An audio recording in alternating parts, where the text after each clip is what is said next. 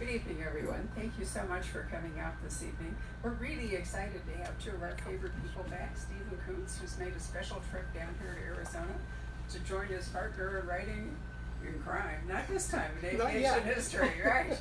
Barrett Tillman, and talk to you about some dramatic events in aviation history in the Vietnam War. So thank you for coming. Thank you, Barbara. The book that we did together is The Dragon's Jaw, which is a nickname for the Than Hoa Bridge, a bridge in North Vietnam. And did you bring your map? You left it in the car. No, what did I do with it? Uh-oh. I'll go get it if you tell me. No, you had it in the restaurant. Do you want me to go Yeah, get it? I brought it back. It might be in the Anyway, it's in a white envelope. Okay. anyway, Than Hoa is the provincial capital. It's on the Ma River, also in Vietnamese, the Song Ma, and it's about 80 miles south of Hanoi, and the bridge is about 10 miles inland from the Gulf of Tonkin. If you recall from all the many myriad of maps that you've seen during the war and in past years, there's another 80 or 100 miles from Than Hoa down to the DMZ, the old DMZ on the 17th parallel. Anyway, more than that, it was 220 from Da Nang up to the Than Hoa Bridge. So maybe 200 miles down to DMZ. This railroad and road bridge was on Route 1, Vietnamese Route 1. I don't know if they even named the route. The Americans called it Route 1. It was the route from the Hanoi Haiphong area south. And the Vietnamese, North Vietnamese, used trucks, and to the extent they could, had to cross various rivers, and then they went into Laos and took stuff on down and ran it into South Vietnam to supply the Viet Cong. And later, the North Vietnamese army that was down there. And so Barrett brought a couple of maps that are very nice maps. This is the big map, and up here is Hanoi, Haiphong. This is Than Hoa right here. Right here's the bridge, on down to Vinh, all the way down to the DMZ right here. And so this was basically coastal North Vietnam. That is not the map that a pilot would use in an airplane. Barrett brought one. I'll let him get it out. This was from a boom pow.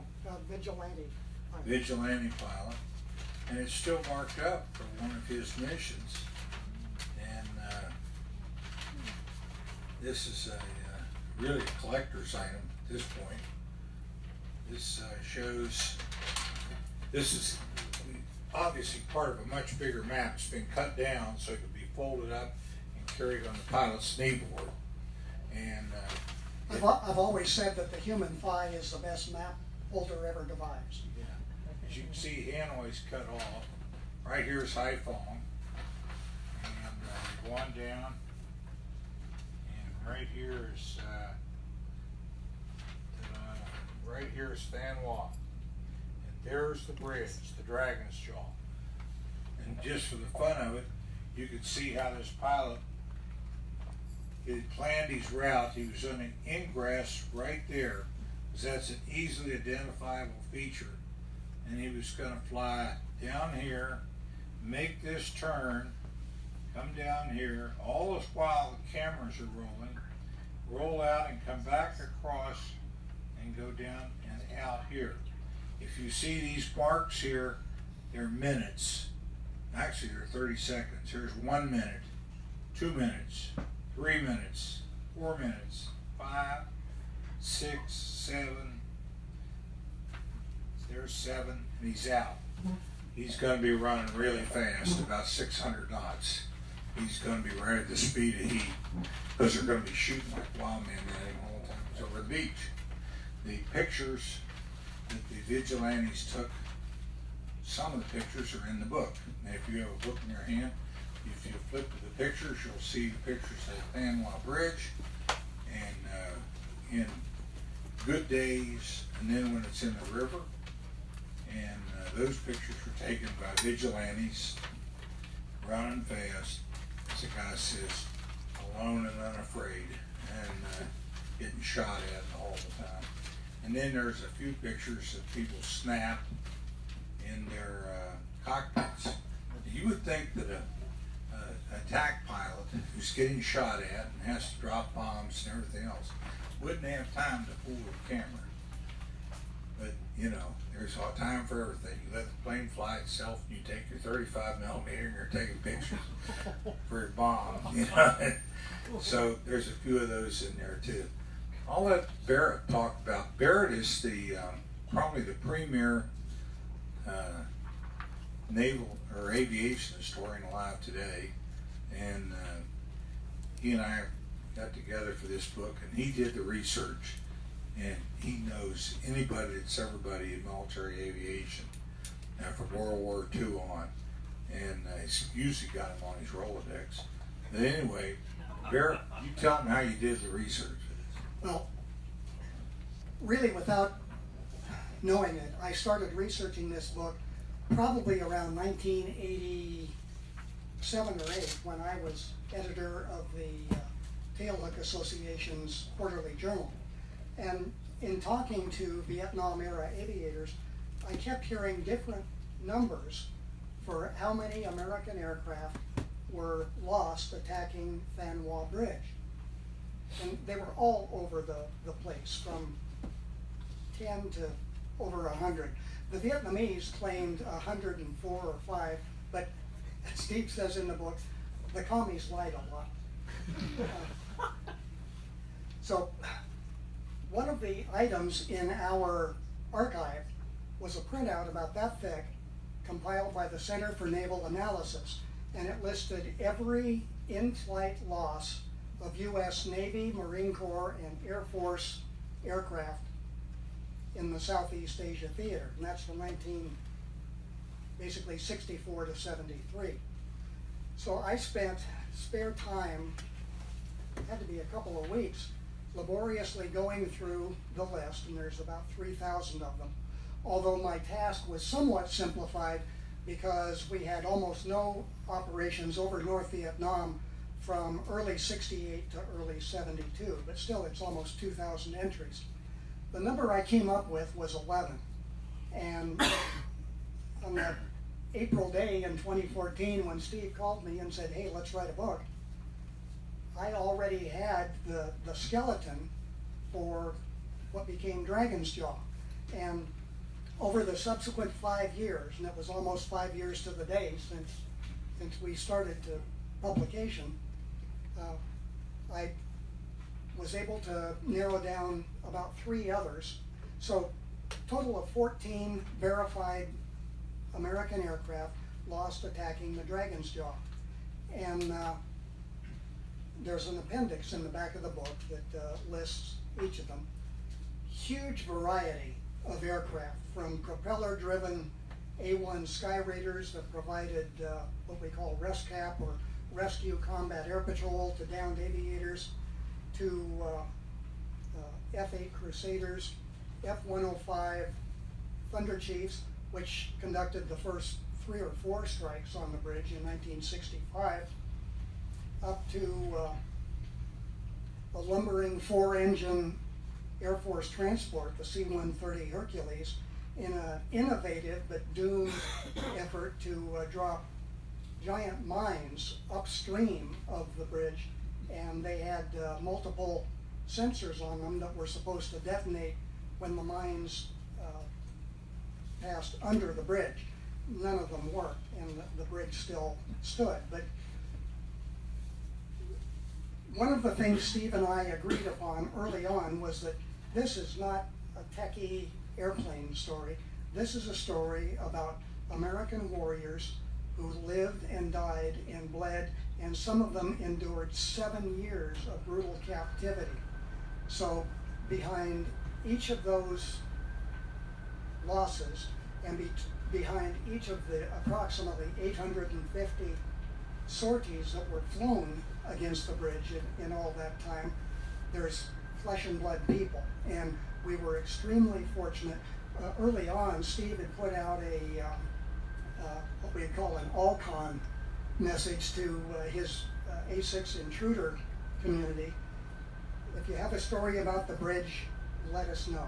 And eventually we heard from about 70 contributors from the Navy, from the Air Force, from the Marine Corps, from the Vietnamese, and that's a story in itself. We had wonderful cooperation from 2 or 3 scholars who are among the leading Vietnamese linguists in this country. And one of our civilian sources, Gary Wayne Foster, is a structural engineer who's worked all over the world, including in Southeast Asia. He was fascinated with the bridge early on, to the extent that he went up to Hanoi and interviewed the architect who is credited with designing the wartime bridge. So we could hardly have hoped for anything additional to that. And it's just extremely gratifying to see how people have been waiting for 50 years or sometimes more to tell their stories to someone, and fortunately it was us. Well, there was a time pressure. I served in Vietnam through A6 Intruders, and I wrote about it in the mid-'80s, and that became my first novel, Flight of the Intruder. And that's about all I wanted to do about Vietnam. Vietnam is, a really mixed bag of emotions for every veteran. I think every veteran lost friends over there. America lost the war. There's no other way to say it. And it was mismanaged from the word go. And so you got all these emotions, and a lot of them are bad. And so I really didn't want to do it. But, we kept thinking, and Barrett and I talked occasionally, and if we were going to write this book, we needed to get it done while the people were still alive that could actually talk to us about it, and we could get some primary sources. It gets bad, but it's, Dad told me so-and-so. And so we wanted to talk to the people that actually lived the adventure. And so as Barrett said, we had over 70 contributors. Some of them, since they talked to us, have now passed on. One of them was Sam Sayers, a good friend of mine, who was the technical advisor for the movie Flight of the Intruder. That's how I met Sam. But Captain Sam, he retired as a captain, and he was an A6 guy all the way, and got shot down over Vin and flew 11 missions against the bridge, which, as far as we know, is more than any other air crewman in the Vietnam War flew against that bridge. He flew 4 Alpha strikes, 4 night strikes, and 3 day strikes. 3 other day strikes. The Alpha strikes are all during the day. Anyway, he flew 11 total against the bridge. He died last year, and so they pass on. We all pass on. One of the problems that we faced is Barrett did a magnificent job on all this research, but I felt we needed the context. You needed to know why the bridge was being attacked, why it was a screwed up mess from beginning to end, and the question is, why is that? And the answer, of course, is political. It's the way the war is won. So I had to dive in and start doing all the political research, and I ended up reading Henry Kissinger's books, and also the Apologia book by McNamara and others, the premier administration, management of the war is undoubtedly the book by the General, H.R. Master, McMaster. Dereliction of Duty. And he got that was a PhD dissertation, and he got his PhD in history with that. And then he expanded it into even put down more stuff that he left out of the dissertation. And that I highly recommend to anybody that's interested in why we got into Vietnam and how grossly mismanaged the war was during the Johnson administration. It was a real eye-opener. Let's see what else. I wanted to say that, the whole bag of Vietnam emotions, I think, comes back as I was researching this, and at times I was absolutely infuriated with Lyndon Johnson and McNamara and their civilian advisors. These two clowns managed to surround themselves with people who knew nothing about the military. For example,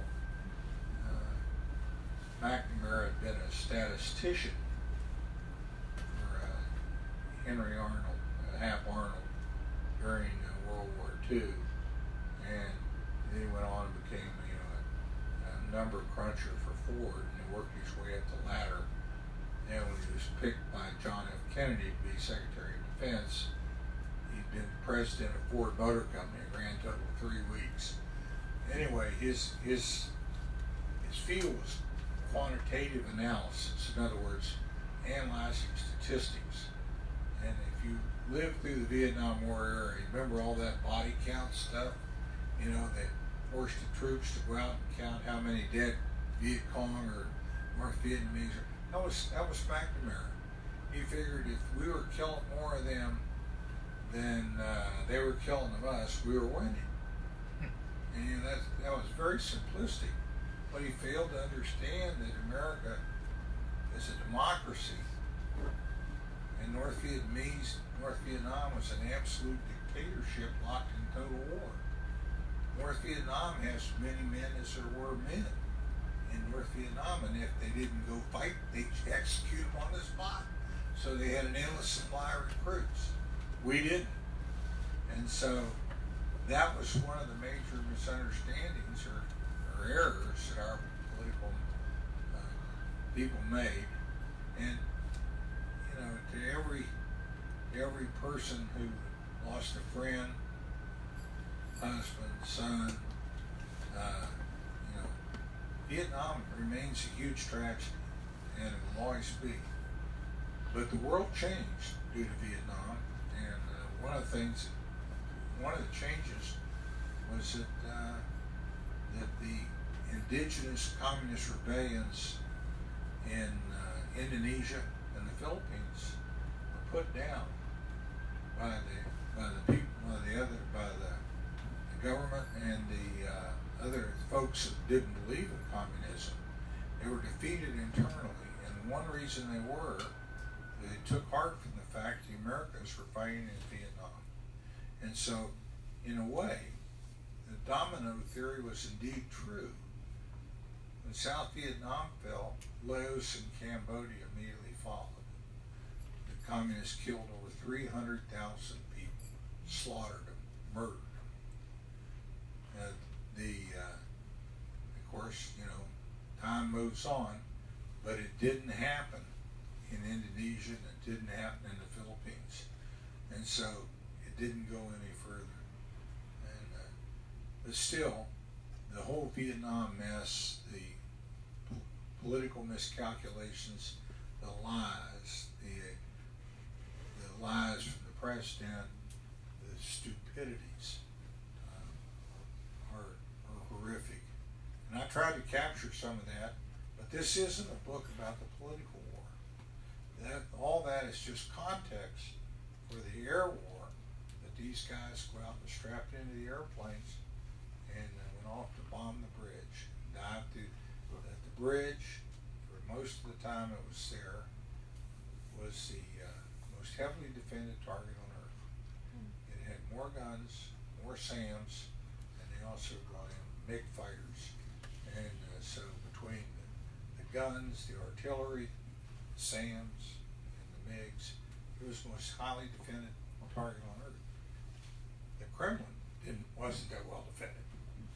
And so when you went sallying forth to take a shot at the bridge, you knew they were going to take a shot at you, and a lot of guys ended up dead or ended up in Hanoi.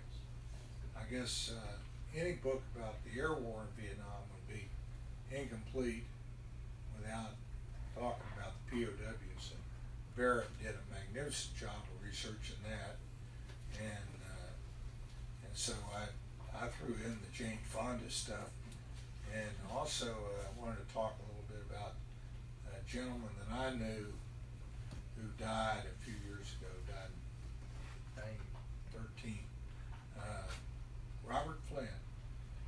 When I got to my fleet squadron, VA 196, it was in 1971, and in 1967, 196 had lost 3 out of 4 airplanes on a strike into Hanoi, and one of the guys who was shot down was Bob Flynn, and his pilot was killed, and Bob was marched into China,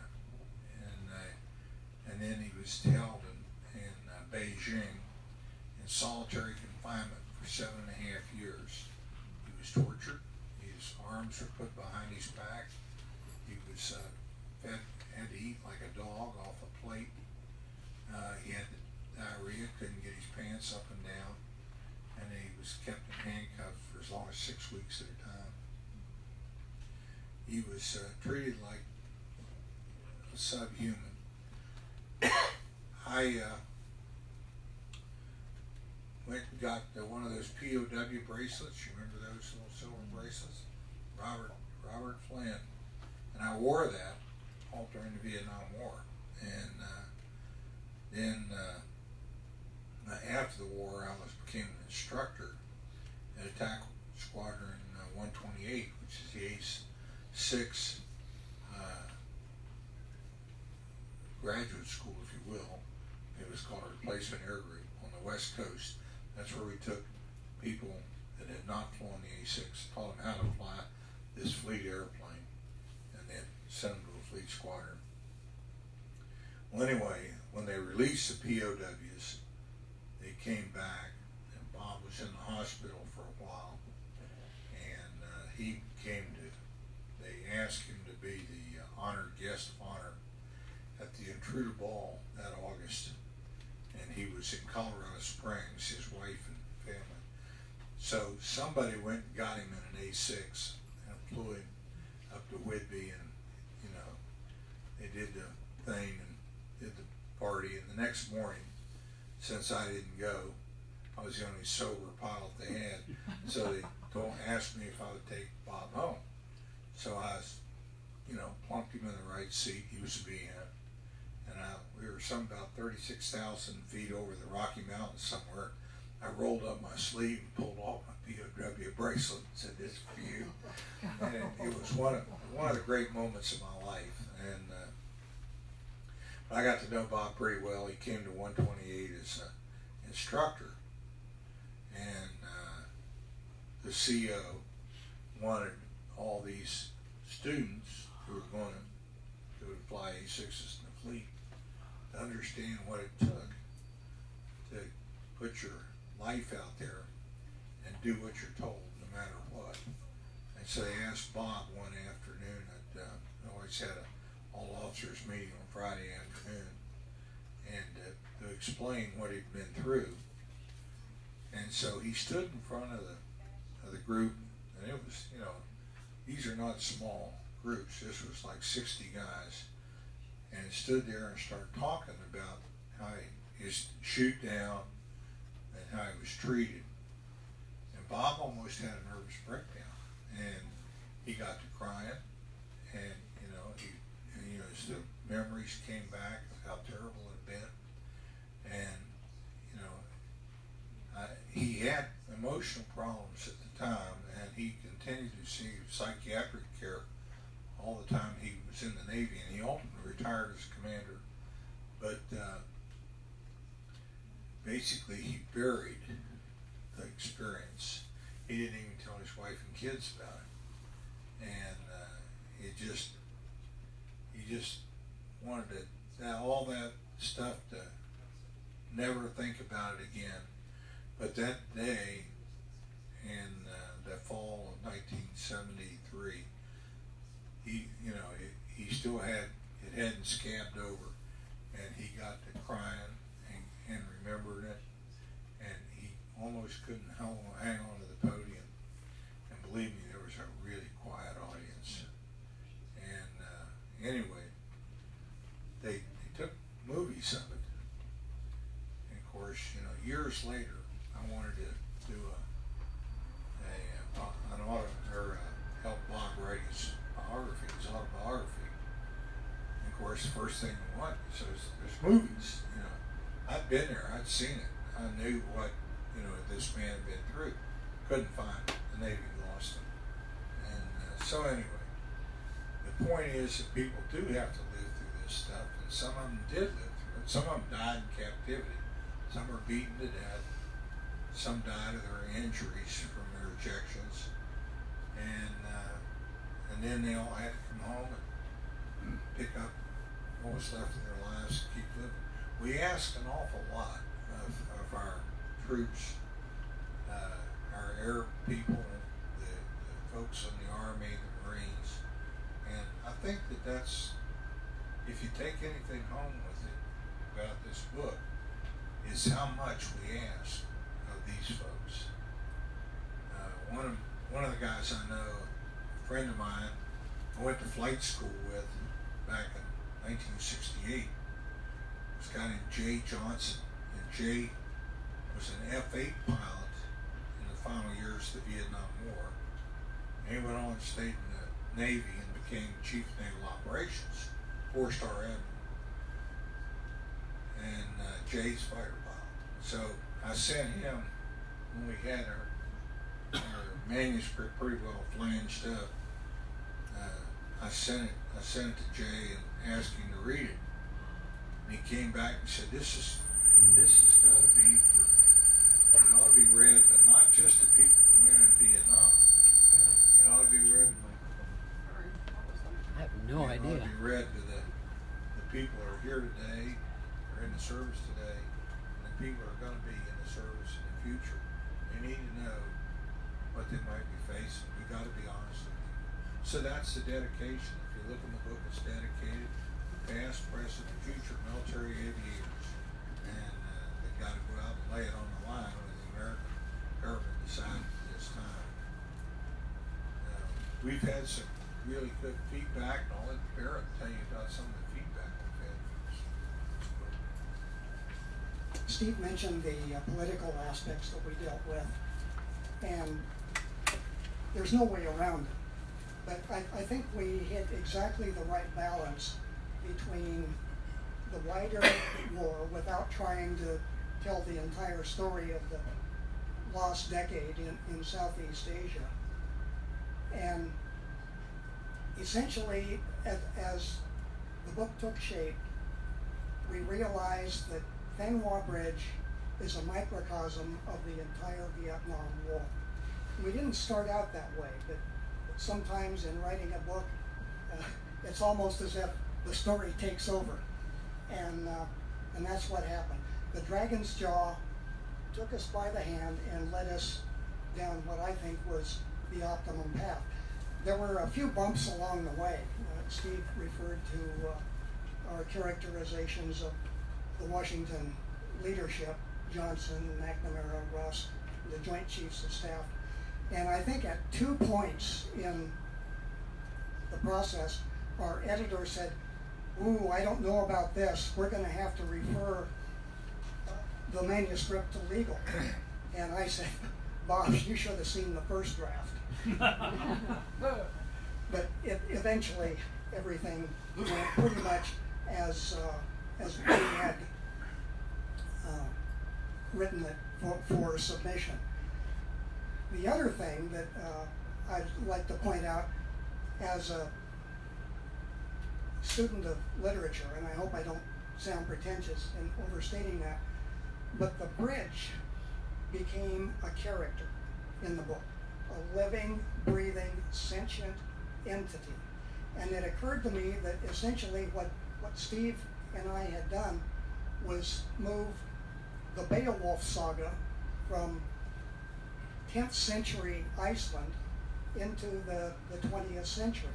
And those of you who studied literature in school will remember that in Beowulf, the young hero is forced to confront Grendel, the monster, in his lair. And then there's Grendel's mother, who's even worse.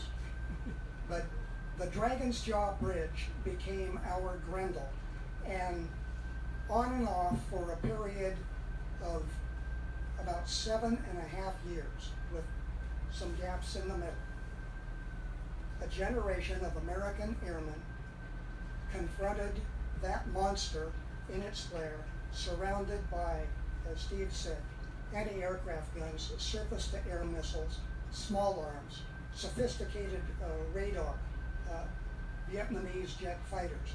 So truly, the bridge was a monster waiting to be slain, if it could be slain. And eventually, in May of 1972, the Air Force Phantoms dislodged the western span of the bridge. But foot and bicycle traffic still could transit it. And bicycles were a strategic aspect of North Vietnamese logistics, especially on the Ho Chi Minh Trail. Then in October, my friend Sir Snuffy Smith, 4-star Admiral Leighton Smith, call sign Snuffy, led the 4-plane mission off the USS America that finally slew the Dragon with a combination of laser-guided and optically aimed bombs. And I mentioned Sir Snuffy because the rest of his story played out about 20 years later when he was the joint Allied commander for NATO forces in Kosovo. And he did such an outstanding job that Queen Elizabeth knighted him. So, of course, he's been Sir Snuffy ever since. And it's never gone to his head. He's still the down-home Georgia farm boy he was before he ever heard about Annapolis. So, I mention that partly to illustrate the variety of personalities that comprise this story, especially those with whom Steve flew and actually did the deed. And my perspective, obviously, is limited to the civilian aspect. But I was fortunate in getting to know 2 of the senior prisoners of war, both of whom had attacked Thanhua Bridge. Neither were shot down and captured attacking it, but Colonel Robbie Risner, Korean War ace, was senior enough, he was a lieutenant colonel in 1965, to lead the first 3 or 4 missions against the bridge. And then his POW counterpart was Vice Admiral Jim Stockdale, who was shot down on a weather-aborted attack on the bridge. Jim and his wingman went after an alternate target. And Jim kindly provided the foreword to one of my other books. Unfortunately, he is best known to the public as Ross Perot's running mate. And Jim felt an obligation to Perot, who had really gone out of his way to support the wives and the families of known and suspected POWs, as well as the missing in action. So that was that connection. Anybody hear me? I might also point out that Barrett got a sport, a real researcher's dream, when he got to talking to Rick Hilton, Rick Hilton, who was the guy that led the Air Force's May 1972 mission that dropped one into the Western Span. And Rick said to Barrett, he said, I said, I have these cassette tapes that we made in the cockpit. We always made cassette tapes in the cockpit when we flew a mission. Would you like to listen to them? He says, nobody else listens. And so he sent them to Barrett, and Barrett, transcribed them. And so when you hit that spot in the book and you hear what the pilot and his backseater and the other guys talking, that's exactly what Barrett got off the cassette. And so this is a researcher's dream to get original research like this recorded in real time when it actually happens. And so that is rare. I have never even heard of that happening. Well, I have a bunch of those tapes at home, and nobody wants to listen to them. But anyway, we think we did well. Can I ask you a question? Sure. Okay. This bridge, okay, a lot of the whole thing revolves around this bridge, and it's somewhat difficulty in being destructive. So, and I'm trying to picture, what's the difficulty in destroying this bridge with all these missions, one after another, was it because of its physical construction, which was unique? Or was it really a combination of its construction and where it was positioned?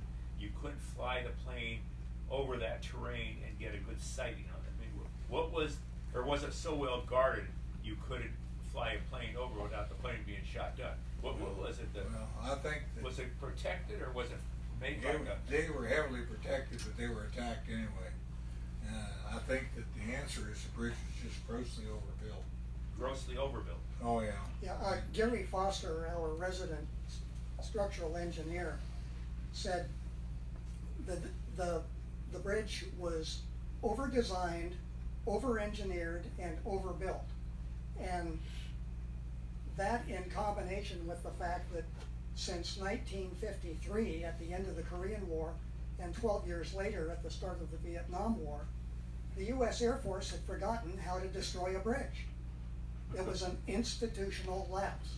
And Steve and I convinced our editor that getting as technically detailed as fusing of bombs, the weight and the types of ordnance to be used was critical to understanding why the damn thing was so hard to destroy. And if you see some of the recon photos that are not in the book, both ends of the bridge, east and west, look like the craters of the moon, because that's where the near misses hit. But the structure itself was heavily damaged repeatedly, and the Vietnamese, sometimes with Chinese assistance, immediately repaired that vital link in their north-south supply line and kept it open. Basically, by the time the bombing pause came about in February, March of '68, this bridge, which had been 56 feet wide, and it had a narrow gauge railroad down the center and two single lanes of traffic going in each direction on the side, had been reduced to there was only a single lane. The traffic lanes had been blown off by bombs. Okay, and so there was just a single lane for the railroad. And as Barrett says, the North Vietnamese became masters of bridge repair. They worked on it, day and night. It's the jets you can still hear the engines howl, and they'd have people on that bridge starting to work on it and trying to structurally repair it and weld more steel on it and everything else to keep it from falling down. They also built floating bridges and ferries to get trucks and railroad cars across that river. And so the real question is was the bridge even necessary to destroy, since it was so easily bypassed for the North Vietnamese? And again, we brought that up, and that was one of the, one of the admirals thought, you know, this is just wasted effort trying to knock this thing down, because, you know, the dike will spring more leaks. But basically, you know, the bridge was concrete and steel. It had two spans and rested on a pier, an oval-shaped pier in the center of the river. And the pier was 16 feet wide at the, you know, at the narrow point, and of course it supported the 56-foot wide bridge. The spans moved. They were not fixed to that. They moved because the stresses on the bridge, the heating and all that. So they're movable. That's the way all bridges are built. They have to be, unless they're tiny. And so, but that concrete pillar wasn't going to go anywhere. I mean, you could bounce a bomb right off that thing, and you were just going to chip a little bit of concrete out of it. And so, you know, it became an extremely difficult target, especially when the roadways were gone, and now you had a 16-foot wide, you know, piece left of a narrow gauge railroad. And that's almost impossible to hit with a dive bomber, free fall bombs. And the answer is that the ridge was never going to be knocked down with free fall bombs. Needed guided weapons, and with big warheads, and that's what finally did it. Any other questions, sir? Trying to get a better idea of the location, what made it such an important target? Was it next to a port or something of that nature? Well, it was 80 miles south of the Hanoi Haiphong complex. You gotta remember that all the shipping, all the weapons that were shipped, came by ship, went into Haiphong. Okay, the Chinese sent stuff down two railways that came into the Hanoi Haiphong area. That was the industrial heartland of the north.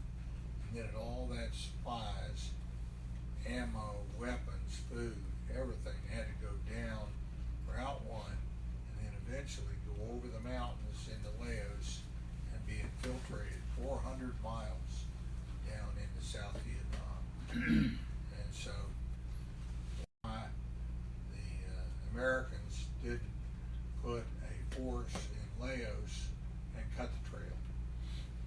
And the answer is Lyndon Johnson and McNamara thought that would cause a wider war. And so they weren't prepared to take that political risk.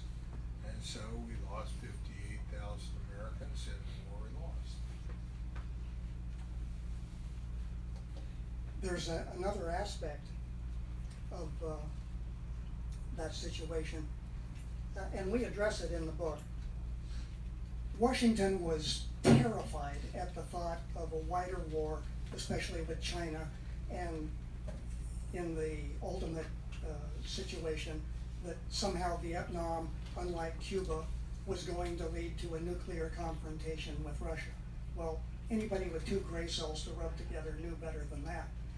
But when you look at what was going on in China in the 1960s and 70s, there is no earthly way that Beijing was going to commit hundreds of thousands of troops to Vietnam as it had in the Korean War in the winter of 1950.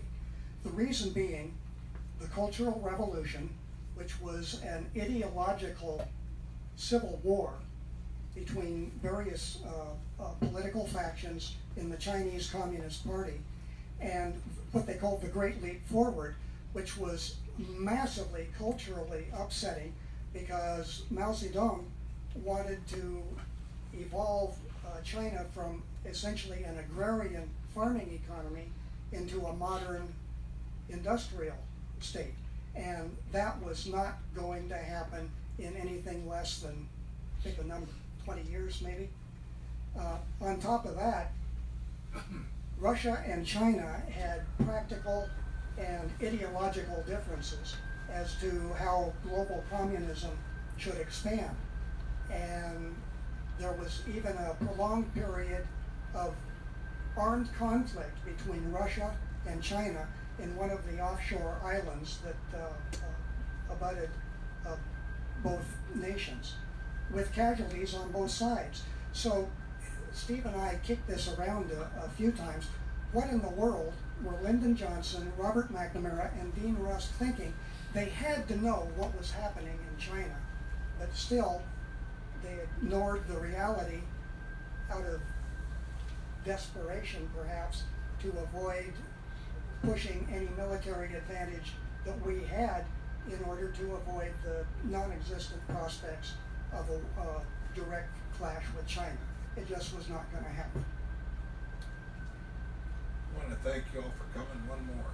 Who coined the name Dragon's Jaw? We just knew it as Spanwall Bridge, but where did the name Dragon's Jaw come from? Well, there's two hillocks on each side of the river, just little limestone karst hills, and the Vietnamese thought that those looked like the bones in a dragon's jaw, and so that was their name for this strait. And the first bridge was built there in 1902 by the French, and they immediately called it Cam Rong Dong, which is the Dragon's Jaw Bridge. That was the Vietnamese name for it. Well, that one, the Viet Minh blew that up in 1945, allegedly by filling two locomotives full of explosives and running them together in the middle of the bridge. That's probably a pretty tall tale. But anyway, they blew it up, and they wanted the Japanese out of the Vietnam, and so that was in 1945. Then, of course, after the war, they got into a little difficulty with the French because the communists wanted to take over the country, and they beat the French at Dien Bien Phu in 1954, and the French indeed left. The 17th parallel became the demarcation zone between the communist north and the non-communist south, and the North Vietnamese got busy rebuilding the bridge, and they completed it and dedicated it on Ho Chi Minh's birthday in 1964. And did they ever build it too? And you almost think this is what happens when communists do something. There was no money involved. The government is going to commit the steel, the concrete, the labor, whatever it takes to get this bridge built. And so they want it overbuilt. They don't want it just good enough, isn't enough. They really want it built. And so it looks like Lenin's tomb. And so, of course, they also probably realize they're going to be in a war. Well, anyway, thank you for coming tonight. We'll be delighted to sign anything that you brought or want us to sign. Thank you. I'd like to thank our Facebook audience also for joining us. And if you hang on a minute, I have a little coda to this. No, not you. You're good. Thank you.